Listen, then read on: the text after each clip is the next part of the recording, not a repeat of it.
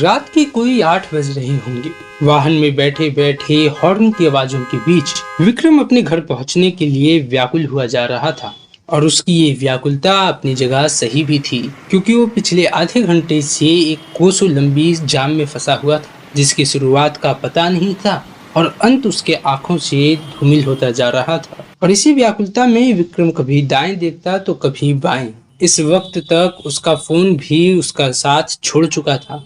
मतलब साफ था कि विक्रम के पास ना ही समय व्यतीत करने का कोई साधन था और ना ही ये जानने का कि जाम क्यों लगा है। जाम लगने का वास्तविक कारण जानने के लिए विक्रम किसी तरह से वाहन से बाहर निकलता है, क्योंकि दिल्ली में जाम लगना बेहद आम बात थी, इसलिए किसी को भी इसका सही कारण पता नहीं था। लोगों से बातचीत करता देख विक्रम का वाहन चालक वसीम उसे गाड़ी में वापस बुलाता है और विक्रम उसकी बात मान गाड़ी में वापस बैठ जाता है। कुछ देर की शांति को भंग करते हुए विक्रम बोलता है, अरे यार, ये दिल्ली की हालत तो बेंगलोर से भी खराब है। विक्रम के मुख से यह वाक्य सुन वसीम पहले हंसता है और उसके बाद पीछे मुड़ते हुए कहता है, अरे साहब, जाम भीड़ की वजह से नहीं लगा है, वो तो हमारे मुसलमान भाई चार्ली हेब्डो को बैन करने की मांग कर रहे हैं, इसीलिए आगे थोड़ा जाम है। ये सुनकर विक्रम कहता है कि चार्ली हेब्डो को प्रतिबंधित करना ही क्यों है।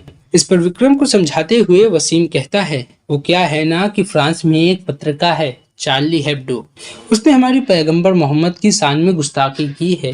वसीम अपनी बात पूरी ही कर रहा होता है कि विक्रम बीच में बोल पड़ता है कि अरे, दिल्ली में धरना करने से फ्रांस पर क्या प्रभाव पड़ेगा। तो इस पर विक्रम को विस्तार से समझाते हुए वसीम कहता है कि ये धरना हमारे मुस्लिम उम्माह को दिखाता है। देखिए, आज हम लोग यहाँ धरना करेंगे, हमारी देखी देखा और भी लोग धरना करेंगे। धीरे धीरे जब धरना बढ़ेगा, जो और मुस्लिम देश हैं वो फ्रांस पर दबाव बनाएंगे और फ्रांस को हमारी बात माननी होगी।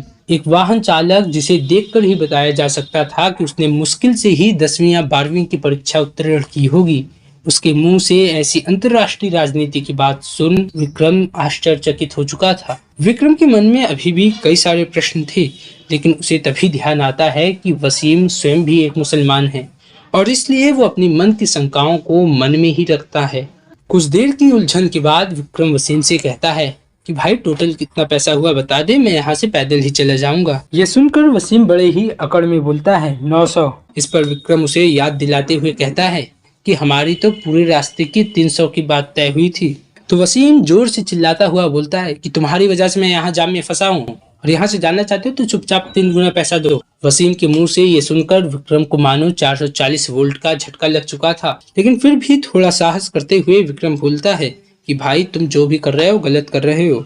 इस बार वसीम विक्रम से तो कुछ नहीं बोलता, लेकिन उसे घूर कर देखता है और न जाने किसी को फोन लगाकर उर्दू में बात करने लगता है। वसीम क्या बात कर रहा है ये बात विक्रम को भले ही नहीं समझ आई, लेकिन उसकी भाव भंगिमा देखकर विक्रम को एक बात तो तय थी कि एक नई मुसीबत उसके घर पर दस्तक देने वाली है। और पहले से ही कार्यालय में थक चुका विक्रम अब और कोई नई मुसीबत को गले नहीं लगाना चाहता था, इसीलिए वो चुपचाप वसीम को उसका मुंह मांगा पैसा देता है और इसके बाद कोई फिल्मी संगीत गुनगुनाता हुआ विक्रम अपने घर के लिए निकल पड़ता है, जो कि अभी यहाँ से लगभग 6 किलोमीटर दूर था। किसी तरीके से थका हारा विक्रम अपने घर पहुँचता है और सबसे पहले अपने बच्चों के कमरे में जाता है, क्योंकि विक्रम रोजाना कार्यालय से आने के बाद अपने बच्चों के साथ कुछ वक्त जरूर बिताया करता था, लेकिन आज उसके बच्चे उसके आने से पहले ही सो चुके थे। इसके बाद विक्रम भी अपने शयन कक्ष में चला जाता है और रात्रि का भोजन किए बिना ही सो जाता है।